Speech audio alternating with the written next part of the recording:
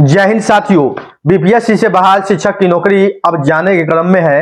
वैसे शिक्षक जो जालसाजी से नौकरी प्राप्त किए हैं, कैसे शिक्षक हैं वो हम आपको बताते हैं। और इसका सिलसिला जो है वो चालू हो चुका है। नौकरी से हटाते हटाते तो उन पर एफआईआर भी कर दिया गया है और ये शुरुआत दरभंगा से हुआ है। दरभंगा में एक शिक्षक पर एफआईआर भी हो चुका है और शिक्षक ने खुद कबूला है कि हमने जालसाजी किया था, यानी कि मेरे जगह पर कोई दूसरे छात्र बैठकर एग्जाम दिए थे। क्या पूरा मामला है आपको हम बता दें।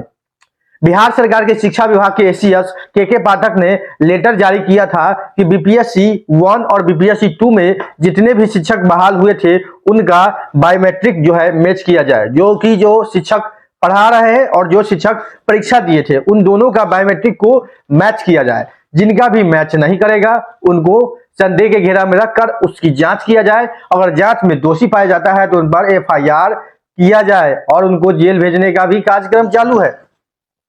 दूसरी चीज, जो भी छात्र 6 महीने के अंदर एड्रेस बदले हैं, ठीक है, ये उन छात्रों के लिए है जो बिहार से बाहर के लिए है।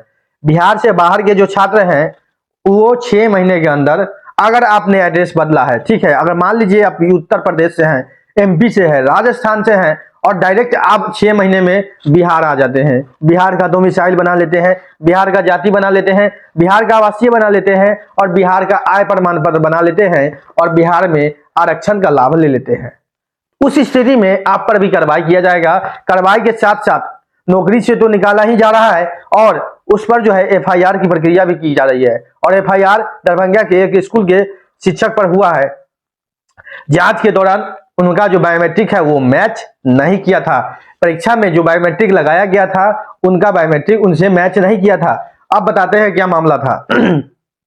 वो शिक्षक जो क्या किए थे, जैसे कि परीक्षा में किसी दूसरे छात्र को बैठाए थे अपने एग्जाम में बीपीएससी 1 में, ठीक है, वो वहां पर जो फिंगर लगाया, ठीक, वो हो गया। और काउंसलिंग, उसके बाद जो है काउंसलिंग प्रक्रिया में भी वही छात्र, जो छात्र परीक्षा दिया था, जो डुप्लीकेट छात्र हैं, जो छात्र डुप्लीकेट है, वही छात्र जाके काउंसलिंग भी करवाया।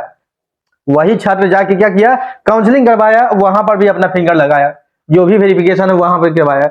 लेकिन जब ज्वाइनिंग की बारी आई तो ज्वाइनिंग जो ओरिजिनल छात्र है, जिनके नाम पर डॉक्यूमेंट है, वो छात्र जाके ज्वाइनिंग करते हैं, ठीक है, ज्वाइनिंग भी करते हैं, पढ़ाना शुरू भी कर दिए। 10 दिन 15 दिन अभी तक तो पढ़ा ही रहे, 1-2 महीने से पढ़ाना शुरू किए। जब ये लेटर जारी हुआ और सभी जिला शिक्षा पदाधिकारियों ने आदेश दिया था कि बायोमेट्रिक जो डाटा आपको एग्जाम सेंटर पर लिया गया था, सभी लोगों ने जानते होंगे एग्जाम सेंटर पर जो कंपनी, एक अथॉरिटी होती है, आईटी जो कंपनी है जिसको टेंडर दिया गया था बायोमेट्रिक और इमेज खींचने का, वो अपने डाटा को सिक्योर करती है। उस डाटा से जब बिहार सरकार शिक्षा विभाग की टीम ने उस डाटा से उस शिक्षक की बायोमेट्रिक की मिलान की तो वहां पर जिसको नहीं मिलान हो रहा है उसको संदेह के घेरे में रखा जा रहा है तथा उसकी जांच पड़ताल अच्छे से की जा रही है, जिसकी गारंटी और जिसके आप कह सकते उपस्थिति भी जहां पर आपका ज्वाइनिंग है, यानी कि जिस ज्वाइनिंग है जिस स्कूल का, उस स्कूल के प्रधानाध्यापक भी उसमें शामिल रहते हैं, यानी कि उस वेरिफिकेशन की प्रक्रिया में, यानी कि जांच के प्रक्रिया में प्रधानाध्यापक को भी शामिल किया गया है, ठीक है।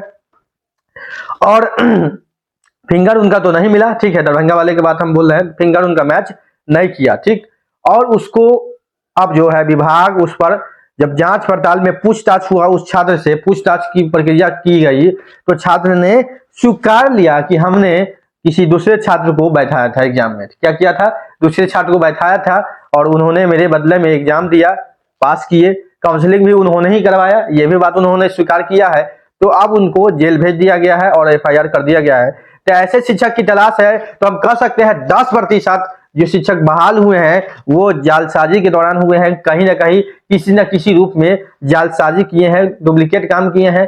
कहीं जब मान लीजिए अगर आप बिहार से बाहर के हैं और आरक्षण का लाभ लिए हैं तो भी आपकी नौकरी जाना सुनिश्चित है, ये बात जान ले। अगर आप बिहार के बाहर के छात्र हैं, किसी भी राज्य के हैं और आरक्षण के कैटेगरी का पालन नहीं किए हैं, आप मान लीजिए एमपी का है, 2 महीने के अंदर में आपने अगस्त मई जून में आपने बना लिया होगा डोमिसाइल, यहाँ का एड्रेस बना लिया होगा, तो आपकी भी नौकरी जाना सुनिश्चित है, साथ साथ एफआईआर भी होगा। तो हम सभी शिक्षकों से कहेंगे, जो भाभी है या शिक्षक हैं बने हैं, तो ऐसा कोई भी काम न करें। जो बीपीएससी टीआरई आगे होने वाला है, ऐसा कोई भी काम न करे कि आपको नौकरी लगने के बाद आपको हटा दिया जाए। नौकरी लगने के बाद हटाना कितना गलानी महसूस होता है ये आप सभी लोग जानते हैं। एक बार आपको नौकरी मिल गया और नौकरी से हटा दिया जाएगा तो कैसा महसूस होगा, बहुत दुख होता है। तो इस स्थिति में नहीं करें। आप लोग योग्य है तो सही प्रोसेस से बहाल होंगे और सही माध्यम से बहाल हो, ताकि आपकी जो नौकरी हो वो लॉन्ग लाइफ यानी कि लंबे समय तक चले, ना कि 2 महीने 4 महीना में ही खत्म हो जाए। तो ऐसा काम, ऐसा प्रक्रिया नहीं करना है और सही ढंग से, सही रूल के हिसाब से, सही गाइडलाइन को फॉलो करते हुए आप सभी को चयन प्रक्रिया में शामिल होना है, आवेदन प्रक्रिया में भाग लेना है, एग्जाम में भाग लेना है। जो भी सही रूल है, सही का नियम है, जो कानून है, जो शिक्षा विभाग के द्वारा जारी किया गया है, जो बीपीएससी के द्वारा फॉलो करना है, तो सभी को फॉलो करें और सही ढंग से शिक्षक प्रक्रिया में, शिक्षक बहाली प्रक्रिया में भाग ले। ठीक है, बीपीएससी तैयारी होने वाला है, उनसे जुड़ा हुआ चीज अपडेट के लिए मेरे चैनल के साथ बने रहें। नौकरी इंडिया चैनल को सब्सक्राइब जरूर करके रखें, ताकि आने वाले अपडेट आपसे छूटे न। ठीक है, जैसे ही कोई अपडेट आता है हम आपके सामने उपस्थित होंगे वीडियो के माध्यम से। अभी के लिए इतना ही, धन्यवाद।